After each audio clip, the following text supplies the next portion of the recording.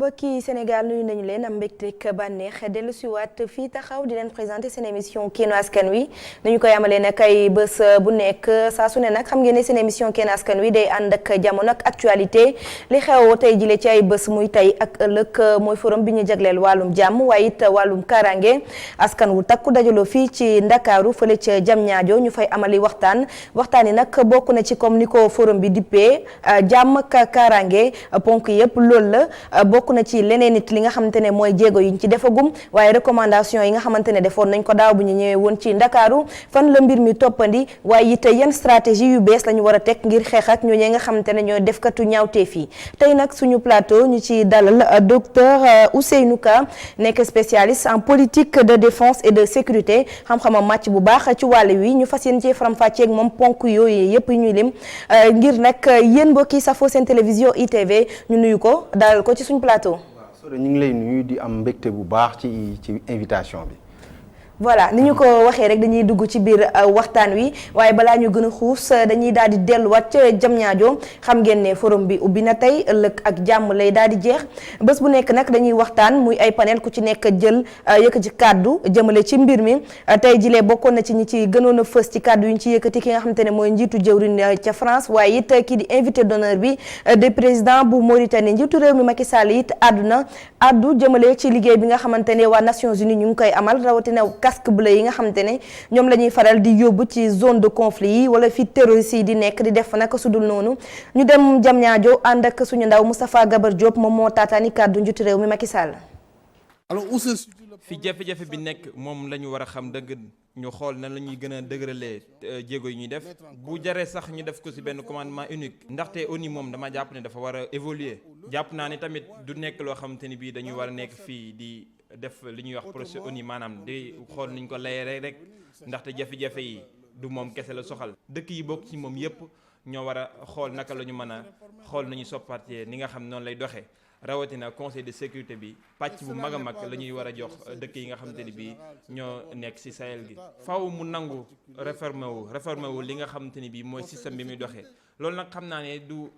coobare ki nga xam ne mooy secrétaire général bi waaye ñun ñëpp ñoo ci war a xar suñu tànku tubéy ngir loolu mën a yegg ci wàllu mandat bi it ñoom rek ñoo ñu mën a bloqué ndax bu G5 d'accordul du ñu mën a doxal dara te yoolu jàpp naa ne am na ay jéego yu bari yoo xam ne war nañ ko see def waa France jàpp naa ne ñoom bañuñu ko États-Unis dégg naa ñu ngi soppandi xalaat bi nga xam ne moom lañ ci amoon faw jàpp naa ne Royaume-Uni bi nga xam ne d'accord na ñi nga xamante ni bii moo di Chine ak Russie jox wàccuwaayu mag ñi nga xam ne ñoo di G5 Sahel jox leen ay matuwaay yu mat sëkk ngir ñu mën a xeex wàllum ñàkk kaaraay gi ci réew Afrique dans le Sahel. mi ngi wokk daañu delluwaat Diamniadio balaa émission Kénu Askan Wi di daal di jeex mi ngi yëkkati na ay kàddu moom njiitu réew mi wax tiit ci doxalinu ñi nga xamante ne ñooy waa Nations Unies ak ñi ñuy déployé ci zone de conflit yi nga xamante ne terroristes yi dañ fay nekk di sonal askan wi naka nga jàngatee kàddoo mi. waaw kàddu yooyu kàddu yu am solo la parce que comme li ma ko wax rek sécurité moom mooy permettre benn état mu daal di survivre c'est-à-dire mu dund. état bu amul sécurité dara mënu fa am. mais su waxee jëm ci wàllu question des Nations Unies c'est-à-dire wàllu maintien de la paix. loolu c'est-à-dire que en fait pour maintien de la paix am déjà pour ñu def maintien de la paix opération maintien de la paix yi il faut ñu am ay contingents il faut ñu am ay armées mais parfois dañoo besoin armées yi nga xam ni aussi ils sont opérationnels sur le terrain ils ont toutes les techniques de combat surtout avec ces nouvelles menaces non identifiables. mooy c'est-à-dire li nga xam ni day menacer askan wi te mënuñu koo gis. parce que bu njëkk ba xeex armée ak armée la dañ daan gisante. mais léegi dafa changer donc comme dafa changer donc logiciel wala architecture sécurité bi tamit dafa war a changer. da nga gis ne dañoo war a soppi tàggat gi ñuy def militaires yi dem ci zone de conflit yi. waaw foofu moo am problème corpus doctrinal bi moo am problème te parfois tamit damay gis ni état bi en fait ñoom d'une manière générale quand on parle de sécurité dañuy jiital militaire. mais sur le champ de la sécurité il y a le soldat mais également il y a le militaire et de plus en plus affaire bi tamit dañ ko commencer privatiser. même ni organisation non gouvernementale yi wala organisation internationale léegi dañoo commencé di dugg ci sécurité bi. parce que ñoom tamit bu ñuy wàccee ci terrain bi en fait dañuy soxla ay militaires ñu leen di topp moo tax de plus en plus day am privatisation dañuy jël ñi nga xam ni sax duñu ay militaires te ñooñu amuñu patriotisme. léegi nag moo tax maintien de la paix il faut état yi nangu di joxe seen contingent yi Nations Unies mais ñuy joxe armée yi nga xam ni dañoo perfectionné wu loolu tamit c'est très important. ndax amul benn tàggat boo xamante ne dañ leen ko war a jagleel spécialement surtout bu ñu ñëwee tànn limu ñi nga xamante ne ñooy takk der ñu war a yóbbu foofu. waaw loolu tamit lu am solo la Soda mais bala ñoo wax loolu sax dañuy ñëw ci beneen posture. posture bi mooy en fait fii forum de la paix. forum de Dakar du moins forum de la paix sur la paix et la sécurité forum de Dakar waaw léegi forum bi en fait France ak Sénégal ñoom ñoo koy organiser chaque année mais dañoo war a xam en fait chaque année foofu aussi li ñu fay def lan lay jëriñ suñu armée yi loolu tamit c'est très important moo tax ma lié ñaari question yi loolu dafa am solo parce que en fait chaque année ñi ngi wax ay comment dire ñi ngi wax ay programme teg teg ay recommandations voilà teg ay recommandations voilà Soda mais en fait suivi bi mooy am problème parfois suivi bi mooy am problème de plus France aussi dafa nekk di défendre beneen affaire bi nii li mu am nii mu ñu joxe comme si ñu commencé ci jox ci sabre bi sabre Cheikh Omar bi ñu delloo ko Sénégal. dafa am lu mu làkk. non am na lu mu làkk. parce que maanaam lan voilà foofu laa bëgg di ñëw parce que parfois leen mooy y a une construction juridique gars yi dañuy wax construction juridique mais loolu pour man am na solo de mais parfois il faut ñuy xool circonstances du moment ñu koy xool baax na. xam nga jamono yële amoon na benn sommet bu lié entre Russie ak kii Afrique. bañ demee foofu am na benn ndaw sax bu nekk Côte d'Ivoire bu nekkoon ancien conseillère du moins ancienne conseillère bu Mamadou Coulibaly président Assemblée nationale bu Côte d'Ivoire mais dafa wax foofu benn discours bu xaw a doy waar te discours boobu dafa xaw a déshonorer un peu France parce que dafa laal image am te France booy xool du sous-sol wala dara la am nekk puissance moyenne laa mën a wax mais xam nga lan la nekkee doole li muy image bi reflété surtout sur les droits de l'homme mais Nathalie Yamb ndaw soosu nga xam ni Côte d'Ivoire la juddoo moom dafa xaw a laal image France bu baax a baax en plus Russie sommet bi mu def ak Afrique dafa am réussite te tamit ñoom tamit dañoo wax ni dañuy jàppale en fait pays africains yi dañ leen jàppale bu baax seen wàllum sooxe sécurité donc de ce fait France dina xaw a tiit tuuti parce que moom mi ngi imaginer moom en fait comment dire coopération traditionnelle la. depuis waaw depuis avant même les indépendances ba léegi coopération bi mi ngi dox bi ñu amee indépendance ñu dugg ci beneen coopération parce que après dañoo dugg ci indépendance yi léegi ñu signé ak ce qu'on appelle les accords de défense. donc affaire yi dafa changer mais booy xool foofu France xaw na tiit en plus Russie dafa am lu muy défendre ci relation internationale surtout moment bi ñu toll moom dafay défendre conquête de son honneur. léegi nag moo tax ndaw soos bi mu demee foofu ak africains yi en fait comme si Vladimir Poutine daf leen a delloo seen honneur ni leen dañoo war a def coopération boo xam ni win-win la ku nekk day gagné. gagnant-gagnant voilà gagnant-gagnant looloo tax stratégie bi moo tax pensée stratégique baax moo tax France bi mu ñëwee Sénégal da ngay gis ni dafay dem ci image représentation mu njëkk a joxe sabre bi Cheikh Omar. maanaam daal sabre bi c'est juste pour ñu gën ko jox confiance. waaw dafa bëgg a positionné wu waat nit ñi ne France changé na doxalin colonisation bi ñuy wax parce que tout le temps on en parle toujours ñu naan bu mu jàmm bi dogagul ba tey ci diggante surtout Sénégal ak France. voilà dafa mel ni daf ñu delloo li nga xam ni dañ ko perdre loon dañu mel ni ku ñu delloo suñu honneur ba pare loolu dafay xaw a touché émotionnel. parce que émotionnel aussi léegi dafa bokk ci fabrique. politique surtout internationale da cee bokk day laal suñu émotion ñu kontaan. léegi nag mu ouvrir benn dialogue forum de paix et de sécurité forum de paix et de sécurité su ko ouvrir mais day revitaliser en quelque sorte accord de défense yu nekkoon yaa ngi gis li may wax. léegi dafay mel ni dafay consolider li mu amoon Afrique comme ni. day gën a taxawaat. voilà waayam ci biir réewu Afrique yi. voilà parce que faut comprendre France. lu tax mu nekk puissance Afrique ci la bokk. lu tax mu nekk puissance Afrique li ca na ba pare affaire yi dafa changé la donne internationale a changé léegi du plus comme seen ministre des affaires étrangères bu yàgg dans les années 79 lu mu ko waxoon mu ni France bu amee 500 hommes rek. mën na changer cours de l'histoire de l'Afrique léegi mënul def loolu parce que guerru Mali baa ngi nii te leen.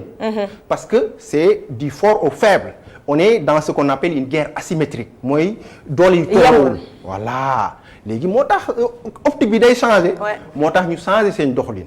moo tax ma ni la ñi nga xam ni dañuy dem di jël ay contingents di dem ci terrain bi pour stabiliser dañoo war a am ay armées yi nga xam ni c'est des armées yi nga xam ni c'est bien entraîné par rapport aux nouvelles menaces. loolu baax na ci. ñu desandi ba tey ci France ak koppar yi nga xamante ne tey fësal nañ ko ci bëccëg bu njëkk ci conférence bi nga forum bi nga xamante ne ñu ngi koy amal. mu tolloog 7 milliards d'euros. yoo xamante ne at bu nekk dañ ko dugal ci réew Afrique yi di jàppale leen li ñu bëgg nag nee nañ mooy soppi conditions yi société bi ni ñuy dundee ndax nee nañ ndóol bi dinañ ci ñëw ak drogue bi ni muy jàllee ci réew Afrique yi. bokk na ci liy gën a undi ñàkk kaaraange gi looy leet noo ko gisee. non man lu ma lay wax rek France du perdre fenn temps ak xaalisam gis nga bu ñëwee Afrique nii di joxe investissement dafa am lu mu tax parce que stabilité su amul ci pays yi nii. moom li muy investir nii surtout ci entreprise yi day am problème parce que entreprise yi nekk fii ay Auchan ñoom Carrefour dañuy commencer am problème donc foog mu investir pour sécurité am parce que li ma la wax rek sécurité fu mu amul développement mënul am foofu te ils ont trop investi surtout Sénégal. parce que Sénégal ak Côte d'Ivoire surtout ci zone bi ñu nekk nii Afrique de l'Ouest en fait ñoom ñoo nekk vitrine de ce qu'on appelle en fait voilà les piliers de la France wala ce qu'on appelle mais léegi bon boo waxee loolu day xaw a metti France Afrique quoi. ñoom ñoo nekk vitrine bi quoi donc il faut ñu ci ñoom ñu jàppale état yooyu moo tax bëgguñu beneen puissance ñëw am doole ci état yooyu parce que ñoom ñooy seen allié traditionnel moo tax ñoom lu ñu mën pour téye état yooyu dañ koy def. moo tax bu dee ci question image la dañ koy def bu dee ci question voilà xaalis la dañ ko ci def bu dee leneen la dañ ko ci def parce que dañoo bëgg a téye coopération bi entre ñoom ak états yi africains yi nii dañ koo bëgg. parce que ba pare xamal ni ak marche du monde bi ni muy évoluer nii surtout loolu ci wàllu pensée stratégique la parce que instant bi sax Dakar nii day symboliser ce qu'on appelle en fait la capitale d'une certaine manière de la pensée stratégique. instant bi loolu lay symboliser. mais France dafa bëgg tamit en fait soubassement bi mu nekk moom. mu maintenir daal la position bi nga xamante ne am nañ ko ñu naan France moo fi def lii moo fi andi lii wala moo jàppale réewu Afrique yi pour ñu développer wu. voilà loolu moo tax moom muy def xaalis boobu moo tax man la pertul xaalisam. pertul temps am. d'accord. en plus am na leneen lu ñuy wax aussi ci politique internationale ma yokk ko c'est que ñoom dañoo nekk ce qu'on appelle sur une posture réaliste des relations internationales posture réaliste des relations internationales en fait amul question de sentimentalisme. yow lu la intéressé nga défendre say intérêt ak noo ko mën a défendre c'est-à-dire que lu ñu koy wax mais dina naqari ma teg ko ci wolof mais da ngay maximiser en fait tes intérêts en termes de puissance da ngay maximiser tes intérêts en termes de puissance ñoom instant bi loolu lañ nekk di def moo tax ñu dugal seen xaalis di dugal leneen ci coopération militaire bi. d'accord ale buy am retour la daal. waaw ñu desandi ba tey ak waa France seen njiitu jëwriñ bi leen fi teewal ak ki nga xamante ne mooy président bu Mauritanie nekk invité d'honneur forum juróom-benneelu forum bi ñoom ne nañ ak ñun armée conventionnelle yu ñu am du ñu mën a xeex ñi nga xamante ne ñooy terroristes yi léegi ban stratégie la ñu war a teg pour gën a mën a xeex ak terroristes yi. waaw loolu am solo la mais ci question bi dafa am loo fa laal président Mauritanie c'est important. moo génne woon Sénégal ci G5 bu Sahel bi. voilà foofu laa bëggoon a laal moom moo fa génnoon ñu jékki-jékki ba ci àgg ñuy def forum de la paix et de la sécurité ñu invité ko xam nga bu neexoon Sénégal day siisu mu bañ leen a invité mais instant bi dañ leen invité parce que ñoom dañoo def sax sur les défis et enjeux def naa du multilatéralisme. effectivement waaw sur multilatéralisme la ñuy wax donc terroriste comme li ma lay wax menace boobu nga xam ni doo ko gis c'est non identifiable fu ko neex lay frapper et quand il veut. donc kooku mënoo ci moom ci dara léegi pour nga xeex ak moom d'une manière efficace pour wax stratégie pour répondre à sa question il faut nga am armée bu entraîné wu bi nga xam ni day mën a jàkkaarloo menace boo xam ni bu du tolloo ak dooleem. nga xam ni heure bu ko bëggee combattre da koy combattre léegi comme li ma la wax monde bi dafa changé léegi depuis 91. comme ni ma ko waxee léegi l'État n'est plus l'acteur non maa ngi wax kii bi français bu baax mais dama ni comme léegi dañoo dépassé benn étape bi nga xam ni noonu le monde bi doon doxee c'est-à-dire que benn moment état rek moo nekkoon en fait. moo doon jiite yëpp moo doon buur di bumi. moo doon buur di bumi. mais depuis 91 depuis 89 mooy bi chute du mur de Berlin mooy bi mur de Berlin bi daanee affaire dafa changé. parce que dafa amee ni yeneen ñi entités yi nga xam ni du état. ñuy ñëw di participer ci relations internationales yi yooyu mën nga joxe ONG yi mën nga joxe organisation internationales yi même en fait nit doomu aadama léegi dafay participer ci relations internationales donc dafa changer donc moo tax loolu tamit dafa changer posture en fait ni ñuy defaree stratégie de sécurité yi da koo changer aussi. moo tax il faut suñu état yi am xeltu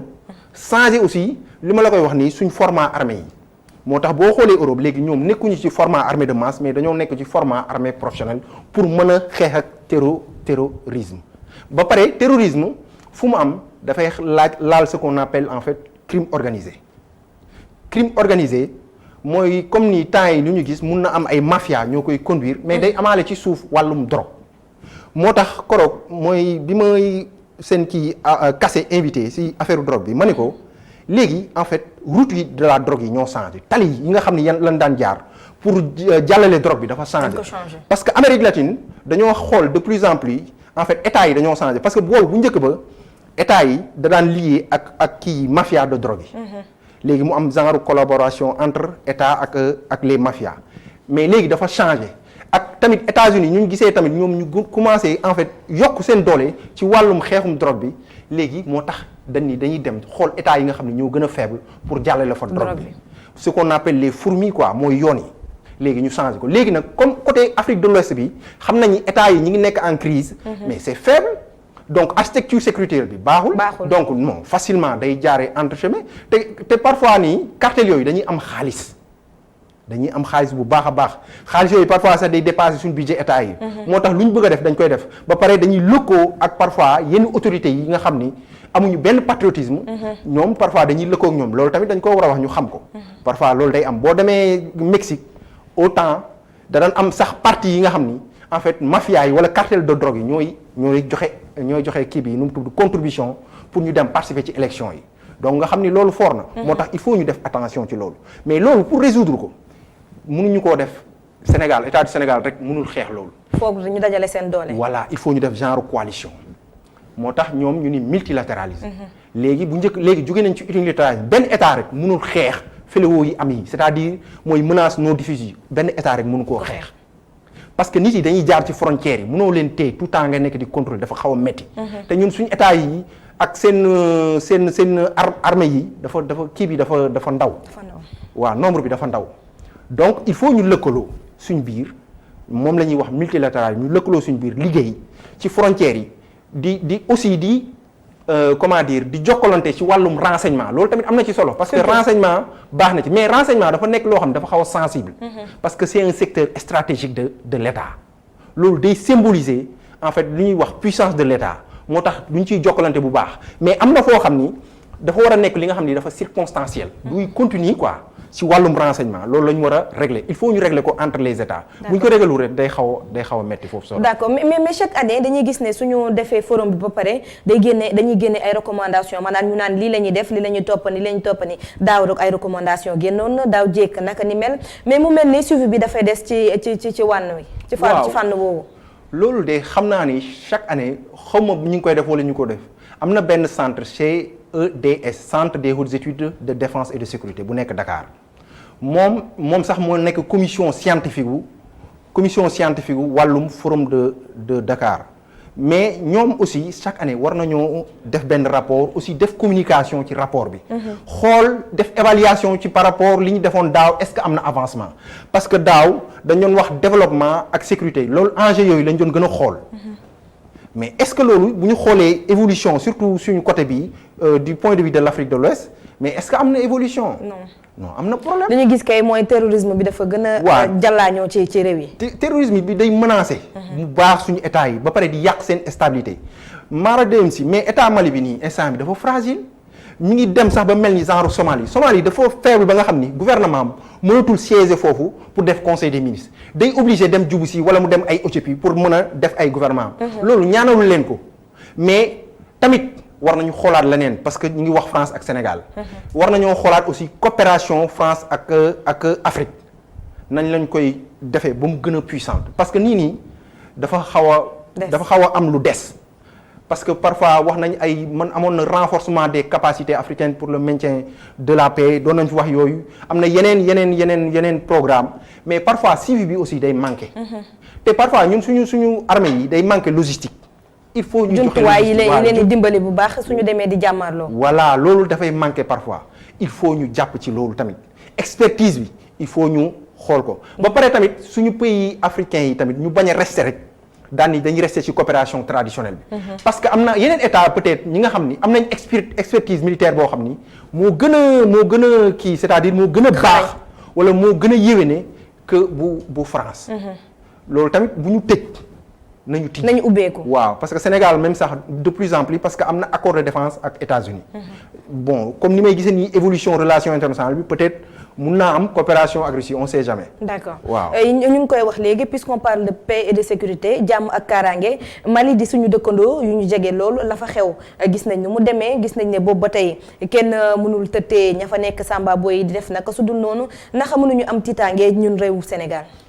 waaw foofu noonu bon mën nañ koo am mën nañ koo bañ a am boo nee Sénégal ni Mali frontière bi dafa jege. soriwul quoi presque boo jàllee Kidira rek egg nga dugg nga Mali donc frontière bi dafa jàll mais protection bi dañ ko war a renforcer mais tamit ñaari états yi ñu def benn coopération basée ko sur le multilatéralisme comme li ñu nekk di def nii ñu basé ko mu nekk accords yi leer. France tamit mu bàyyi France tamit je pense états africains yi ñoo war a gën a en fait voilà gën a xeex loolu c'est-à-dire que léegi ñu bañ a def benn coopération bilatérale parce que boo xoolee accord de défense yi loolu la day nekk benn état africain ak France. mais doo gis ñaari état africain ak France loolu problème la. état africain yi dañoo war a boole seen doole Sénégal ak Mali suñ boolee seen doole c'est-à-dire ak boolee seen doole mën a xeex ak terroristes yi. mais suñ ko boolewul day faible léegi état Mali suy kii nu mu tudd état français suy aider day aider état malien état sénégalais mais amul njëriñ nga boole lépp jox ko ñaari état yi muy ëpp doole je pense que ni foofu tamit war nañ koo xoolaat et puis tamit bon suñu gouvernance yi aussi muy nekk gouvernance yi nga xam ni surtout gouvernance sécuritaire bi parce que léegi sécurité nekkul li nga xam ni en fait benn secteur la rek du wàllum militaire. léegi dafay dem ci wàllu environnement dem ci wàllum politique wàllum lekk sécurité alimentaire loolu dañ ko war a def mu nekk léegi sécurité qu'on appelle la sécurité globale loolu moo am mais bu ñu nekkee ci défense traditionnelle bi logistique traditionnelle bi day xaw a métti. il faut ñu soppi doxalin yépp lu ci bëri il faut ñu changer ko su fekkante ne dañoo bëgg kaaraange gi ñuy woote ak jàmm ji daal di fi sax dakk. billaay sodo il faut ñu changer loolu bu ñu ko changer wul rek day am problème. parce que day mel ni dafay am ay assauts yi nga xam ni mi ngi ñëw contre nos états parce que booy xool nii arc en crise bi léegi Burkina Faso laal na. Burkina Faso waaw léegi Côte d'Ivoire bon tuuti bon ci biir la rek amoon na attaque terroriste sax Côte d'Ivoire léegi nga ñëw Mali mooy loolu Tchad am na problème. léegi Niger am na problème léegi. bon Sénégal rek mooy presque mooy xaw a des. même Guinée ñaari Guinée yi Guinée Bissau moom zone instable la mais kon affaire bi presque mi ngi ñëw ci frontière Sénégal yi moo tax il faut ñu renforcer suñu jumtukaay. et puis budget défense yi tamit ñu dooleel ko. il faut ñu koy dooleel parce que tamit loolu mooy indi faiblesse su entraînement yi surtout militaires yi loolu dafa am problème il faut ñu def budget bu am doole. am na leneen tamit aussi dama koy méttilu c'est-à-dire que parfois day am expertise yu nekk fii comme si nga am benn commission de défense assemblée nationale loolu dafa war a occuper suñu wàllu militaire mais duñ ko laal commission de défense sax doo xam bañ liggéey day def. am na tamit benn centre d'étude day génne rapport doo xam rapport ba pare parfois am na des gens indiqués parfois pour boole leen ci liggéey bi day xaw compliqué. mais loolu lépp lan moo koy gàllankoor ci sa gis-gis. parce que en fait pour man dafa amul en fait comment dire coopération entre monde universitaire bi ak monde militaire bi. parce que corporation bu métti la tamit. ñoom dañuy tëj. waaw parce que looloo tax ñu leen di wooye la grande muette. waaw ñu bëgg seen dara génn. mais nag am na ñoo xam ne du ñuy militaire waaye jàng nañu xam-xam ñu militaire loolu mooy problème bi. jokkalante bi daal dafa war a dox ci diggante ñi seen xam-xam màcc ci loolu ñee toogal tamit askan wi ca pencum ndaw réew mi te ñu dénk leen wàllum défense ak sécurité ñoom it dañoo war di artu ñu leen di déglu. dëgg la Soda parce que ñooñu représenté. ba pare am na benn commission bu tudd commission de défense de l'Assemblée nationale mais commission boobu dafa war di saytu suñu wàllu armement xool lu manqué xool li nga xam ni en fait baaxul ñu yokk ko xool li nga xam ni ci format armée bi ci recrutement bi dafa baaxul ñu changé ko. ñu xool tamit est-ce que armes yi ñuy jënd adapté na ak suñu terrain bi aussi loolu tamit ñu xool ko mais da ngay xool benn moment nga ni est-ce que commission yi ñi ngi existé. du am benn commission d'enquête amul commission d'information doo xam parce que parfois armée mun na juum. mun na dem nga dem mission foofu ñu am ay affaires ci terrain bi. mais commission de l'Assemblée nationale dafa war a def enquête suivie waaw loolu moo amoon Rwanda moo tax Rwanda sax mooy pays bi nga xam ni foofu la France commencé repenser defaraat politique de sécurité am 94 parce que ñoom foofu dañoo recevoir benn traumatisme bi ñu ko recevoir moo tax ñoom ñu ni ingérence ni indifférence c'est-à-dire du ñu dugg mais du ñu bàyyi noonu.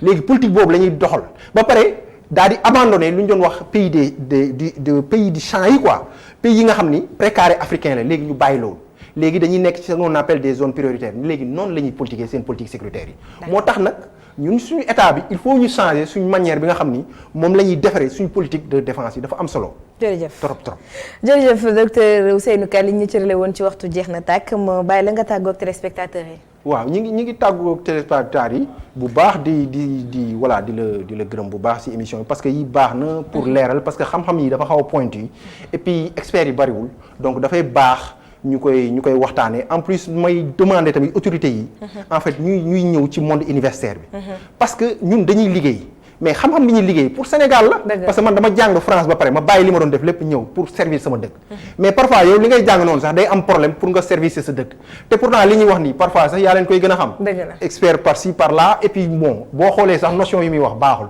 loolu tamit war nañ cee jug. jërëjëf donc il faut monde universitaire bi di travailler ak surtout avec monde ñi occuper ce qu'on appelle la défense au Sénégal. d'accord